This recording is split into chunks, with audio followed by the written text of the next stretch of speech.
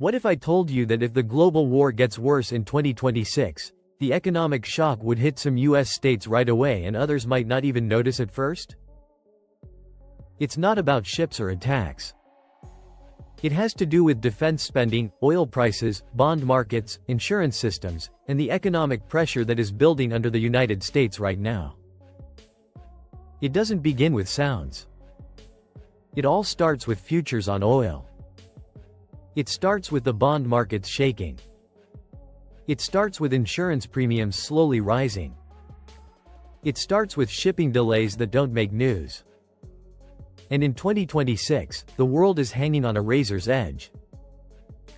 The war between Russia and Ukraine is still going on in Europe, using up NATO's supplies and raising defense spending to levels seen in the Cold War. The conflict between Israel and Iran has gone beyond proxy tensions and is now directly causing instability in the area.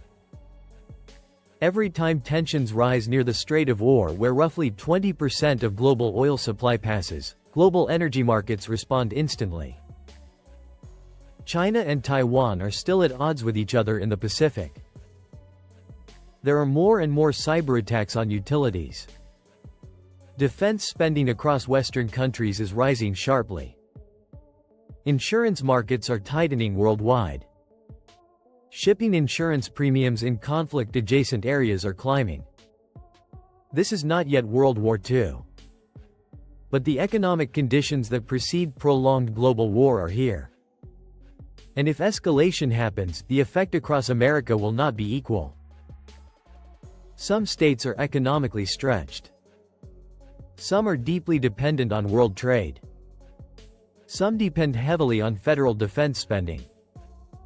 Some are subject to insurance collapse. Some are energy hubs subject to volatility. Some work with extremely thin household cushions. Today we are not expecting attacks.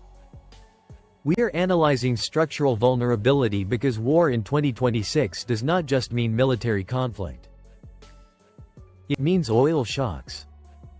Credit tightening, federal budget reallocation, supply chain disruption, inflation resurgence, insurance withdrawal, capital market instability, and defense industry concentration. And certain states will feel these forces before others. Before naming them, learn how impact spreads. If escalation happens, economic pressure travels through 6 major transmission channels. First is energy loss. Oil jumps to $120 $150 per barrel. Transportation costs rise. Inflation reaccelerates countrywide. Second is government budget reallocation. Defense spending jumps sharply. Domestic discretionary spending shrinks. States dependent on federal transfers feel pressure. Third is stock market volatility. Stock markets swing, capital gains, tax income drops, credit conditions tighten. Fourth is supply chain disruption. Semiconductor bottlenecks return. Shipping delays increase. Export demand slows. Fifth is insurance and reinsurance tightness. War risk premiums increase widely. Climate-vulnerable states experience extra insurance withdrawal. Sixth is the trust shock. Tourism drops. Real estate slows. Consumer spending drops. Now, which states are most open to these channels? Number 10, Illinois. The pension-weighted transportation hub. Illinois runs an economy of roughly $1 trillion. However, it carries between $140 and $150 billion in unpaid pension liabilities with a pension-funded ratio of approximately 45%. Nearly 25 to 28% of its yearly state budget goes toward pension obligations that limits fiscal flexibility if federal transfers tighten during a defense-heavy federal budget shift. Chicago is America's freight route. Roughly 25% of all U.S. rail traffic goes through the area. It is a major intermodal transfer hub and a key node for agricultural and manufacturing distribution. If oil spikes, diesel prices rise, train costs increase, food transport costs climb, Illinois becomes an inflation amplifier. At the same time, Chicago's business real estate market is still stabilizing post-pandemic. Higher long-term bond yields, possibly triggered by expanded federal defense borrowing, would increase municipal refinancing costs.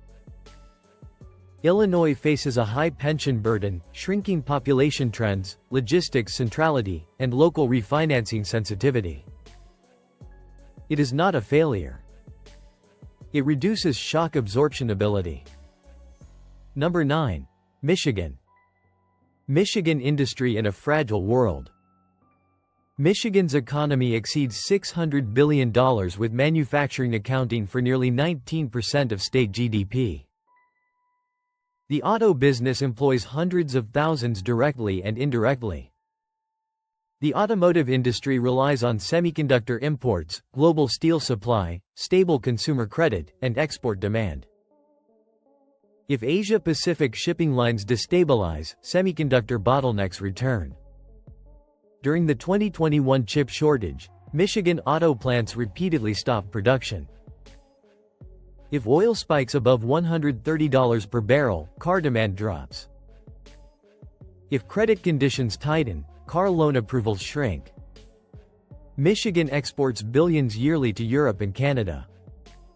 If European economies weaken further due to Russia escalation, foreign demand softens. Michigan's risk profile includes semiconductor dependence, customer credit sensitivity, export exposure, and manufacturing concentration. Historically, unemployment in Michigan rises faster than the national rate during downturns. Number 8. Arizona. Growth built on water and government capital. Arizona's GDP tops $450 billion.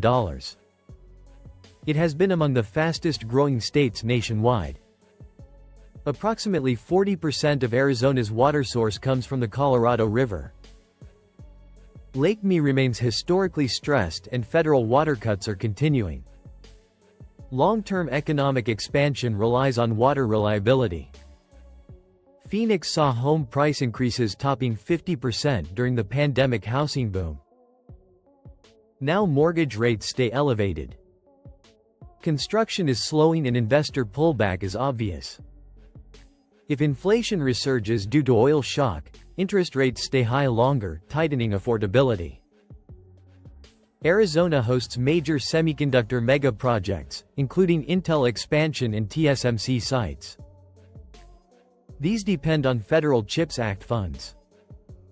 If extended war shifts government spending heavily toward defense procurement, civilian industrial subsidies could tighten. Arizona's risk profile includes water constraints, housing cycle sensitivity, federal industrial subsidy reliance, and growth based on stable macroeconomic conditions. Number 7. Louisiana. Louisiana energy power with climate frailty. Louisiana's economy stands near $300 billion and refines approximately 20% of U.S. gasoline. If Middle East instability disrupts oil shipping lines, oil prices spike sharply. Short-term revenue improvements may occur. However, extreme volatility lowers long-term capital investment stability. Historically, oil boom-bust cycles have destabilized Louisiana's economy. Louisiana also faces serious climate exposure. It loses land faster than nearly anywhere on Earth. Hurricane repair costs are rising. Insurance retreat is increasing. War-driven inflation increases repair costs for lumber, steel, labor, and concrete. Reinsurance markets are already stressed globally. If war risk premiums grow further, Gulf states feel double pressure. Louisiana faces oil volatility risk, climate-driven rebuilding inflation, high poverty rates near 18 to 19%, and insurance tightening. Number 6. Florida. Florida insurance system under structural pressure. Florida's GDP tops $1.4 trillion. Tourism provides more than $100 billion annually. More than 15% of Florida's work is tied to tourism. Property insurance premiums have doubled or tripled in many places. Multiple big insurers have exited the state. If global war increases reinsurance pricing, Florida's property insurance crisis could worsen. Global instability reduces foreign travel. Oil spikes raise airfare costs. Tourism drops quickly during geopolitical uncertainty. Florida experienced huge immigration between 2020 and 2026. However, insurance costs are rising, property taxes are increasing, and mortgage rates stay elevated. If consumer confidence weakens, migration slows. Florida's risk profile includes insurance fragility, tourist dependence, housing cycle sensitivity, and climate exposure. Number 5. Texas. Energy titan with grid and cyber awareness. Texas runs a $2.3 trillion economy and produces roughly 42 to 43% of total U.S. crude oil and more than 25% of U.S. natural gas. If Middle East instability increases near the Strait of Hormuz, oil prices spike. While higher prices increase revenue, extreme volatility causes instability.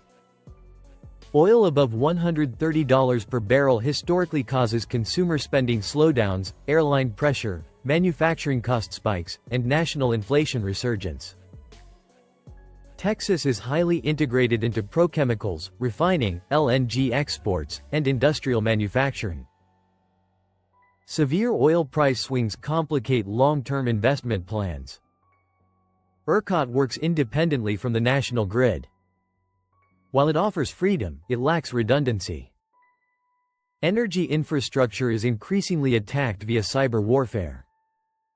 Texas also handles huge cross-border trade with Mexico, America's largest trading partner. Trade route instability would ripple through Texas ports and trucking lines. Texas is strong, but central nodes feel shockwaves first. Number 4. California. California World Trade and Tech Nerve Center.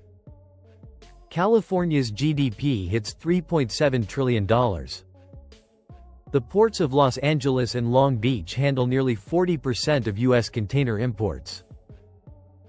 If global trade destabilizes due to war escalation, California feels it instantly. Electronics, apparel, automotive components, and consumer goods depend on stable shipping routes. California's technology sector depends heavily on semiconductor supply lines tied to Asia.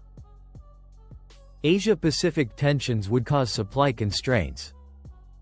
Wildfire seasons are lengthening and more damaging. Major insurers have reduced homeowner insurance issuance in high-risk areas. War-driven inflation increases rebuilding costs, speeding insurance retreat. California's Central Valley produces nearly 25% of U.S. food supply. Agriculture depends on diesel fuel, fertilizer, often widely sourced, and water stability. War-driven fertilizer price spikes increase growing costs. California's integration into global trade, tech supply chains, insurance markets, and agriculture causes high sensitivity. Number 3. Virginia. Virginia Defense and Cyber Infrastructure Corps. Virginia's GDP tops $700 billion. It houses the Pentagon, Nordic Naval Base, the world's biggest naval base, CIA headquarters, and major defense contractors. If global war escalates, defense budgets grow dramatically. Virginia benefits immediately. However, federal borrowing increases, long-term treasury yields rise, and debt servicing costs expand nationwide. Pressure grows on non-defense discretionary programs. Northern Virginia houses one of the densest clusters of data centers and internet infrastructure in the world. During geopolitical escalation, cyber operations rise and infrastructure hubs become strategic targets. Virginia thrives during defense expansion but stays structurally tied to federal fiscal decisions. Number 2. New York City. New York financial shock generator. New York's GDP sits near $2 trillion. Wall Street manages trillions in world capital. If war escalates, markets respond instantly. Equity markets fall. Bond markets swing. Capital moves towards safe havens. Credit gaps widen. New York's tax base relies heavily on capital gains. Financial activities and corporate profits. During volatility, capital gains shrink, bonuses tighten, and tax income fluctuates sharply. Commercial real estate stays under stress.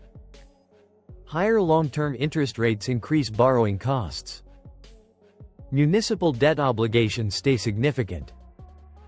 As a financial hub, New York does not just feel shocks, it spreads them. Number 1. Mississippi. Mississippi, lowest economic security. Mississippi's GDP is nearly $150 billion. It has one of the lowest median household incomes nationwide, with poverty rates near 19 to 20%. Low-income families have less buffer against inflation.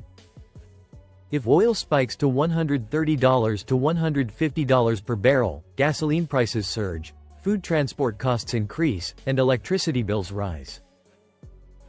Households with limited savings take the shock hardest. Mississippi also sits along the Gulf Energy Corridor near refineries, pipelines, and shipping ports. Hurricane exposure stays high. If federal disaster funding tightens under defense-heavy budgets, recovery slows in prolonged uncertainty. Resilience depends on economic strength. Mississippi has the least padding. This is not a collapse story. It is a structure sensitivity map. America stays economically powerful, but global instability magnifies weaknesses through energy volatility, financial market reactions, insurance withdrawal, federal budget shifts, and supply chain disruption. War in 2026 would not affect every state evenly. It would follow economic fault lines already embedded in the system.